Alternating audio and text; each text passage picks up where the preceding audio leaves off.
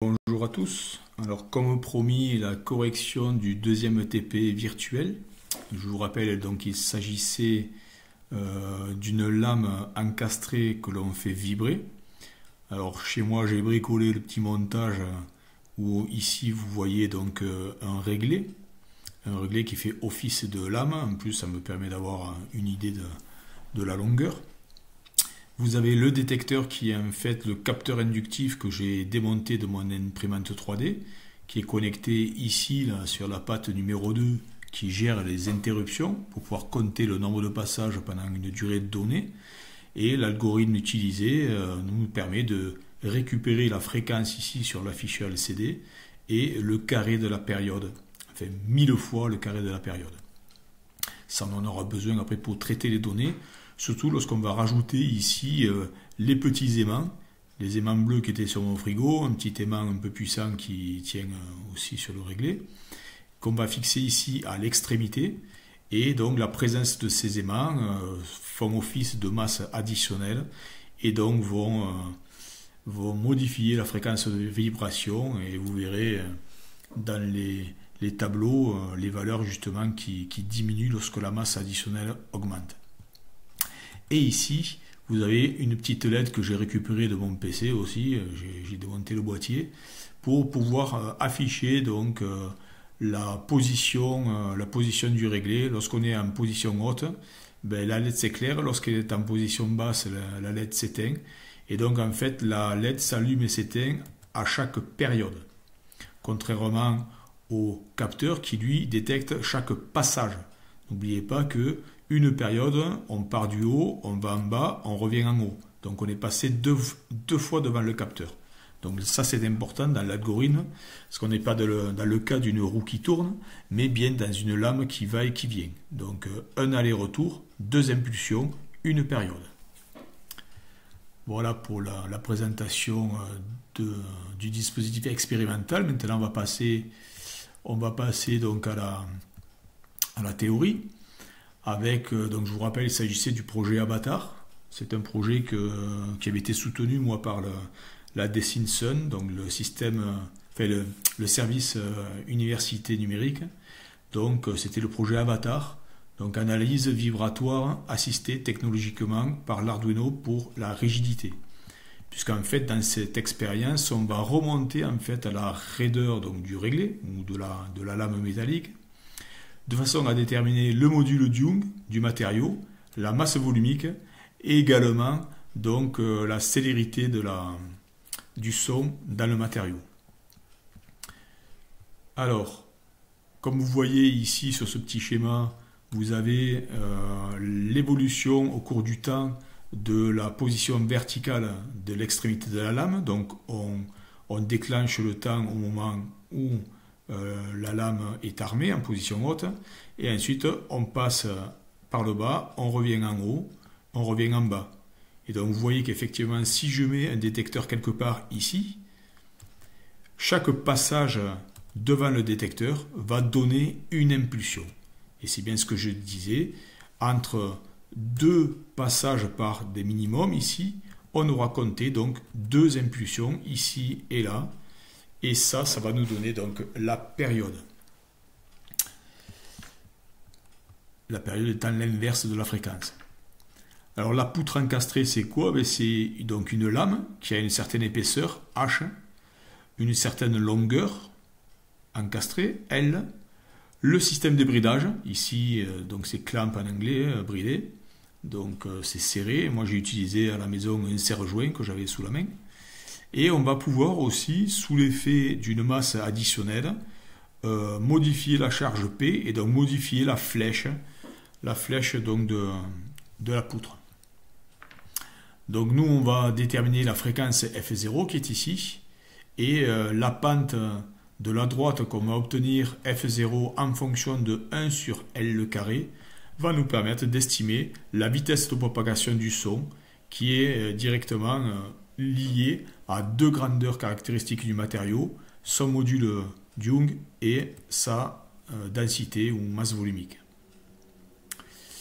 Donc voilà un petit peu. Alors, l'évolution, la tendance, vous l'avez ici, c'est bien une droite affine qui passe par 0. Donc la pente de la droite, comme je l'indiquais, la pente de cette droite, avec les points expérimentaux ici en bleu, va nous permettre donc d'estimer la vitesse de propagation du son.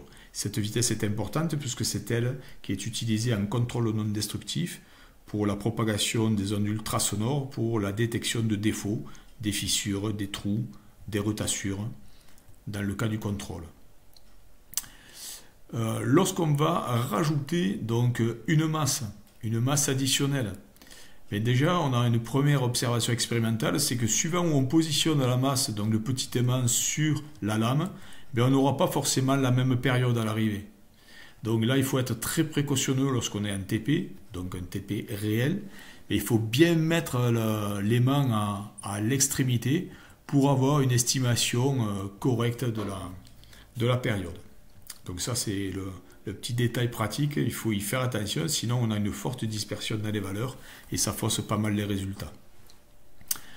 Du coup, lorsqu'on va représenter 1000 fois le carré de la période ici, sur l'axe donc des Y, en fonction de la masse additionnelle exprimée en grammes, et on va se retrouver avec une droite, encore, avec une pente qui va nous permettre d'estimer la rigidité, et l'ordonnée à l'origine, on a aussi le rapport rigidité sur masse volumique, donc indirectement, on aura aussi la masse volumique. Au lieu de peser la lame, on a pesé des aimants, donc ça va nous permettre là aussi de remonter aux grandeurs. Donc dans le document, il y a le formulaire qui permet d'avoir donc l'expression de la flèche en fonction de la charge, de la longueur du matériau. Donc tout ce qui est propriétés matériaux, je les ai notés en orange sur le document pour que ça attire l'œil. Tout ce qui concerne la géométrie de la poutre, ça sera en bleu. Voilà. Les masses additionnelles, ici c'est magenta. La période, c'est en vert. Et l'inverse de la période en rouge. Donc la fréquence. Donc voilà pour le formulaire. Et ensuite, donc, on va aller voir donc, le travail à faire. Donc le travail à faire, donc, ce document sera hébergé sur l'UNT. Il faudra le télécharger. Et vous essaierez donc de traiter les résultats, d'analyser les données, comme on l'a vu précédemment dans le TP de la lampe de tungstène, pour essayer donc de remonter aux propriétés donc, du matériau, donc déjà la raideur de la lame, le module Young, la masse volumique et la célérité du son. Donc l'idée, ce sera de comparer les valeurs obtenues à celles qu'on attend normalement pour l'acier, et également émettre des hypothèses sur les valeurs obtenues qui vous semblent peut-être douteuses. Vous verrez, vous avez peut-être une surestimation ou sous-estimation de la célérité du son. Vous aurez peut-être une surestimation ou une sous-estimation donc, du module Young par rapport à celui normalement attendu. Donc à vous de proposer un petit peu des hypothèses, et moi dans un corrigé que je vous donnerai un peu plus tard, je vous expliquerai d'où viennent ces différences.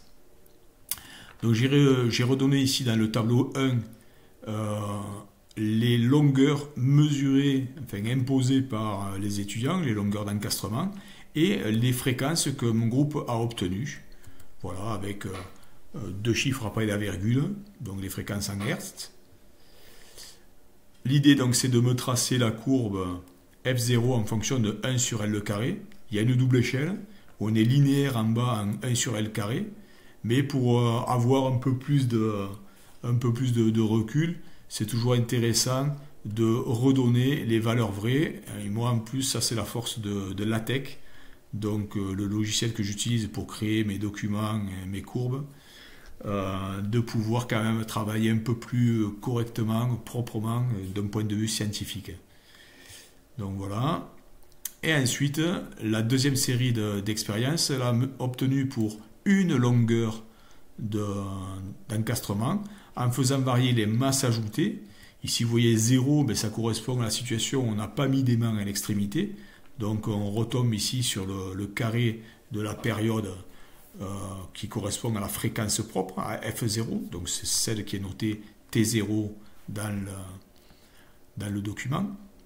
Et ensuite, donc, vous aurez à tracer donc 1000 fois t carré en fonction de la masse additionnelle.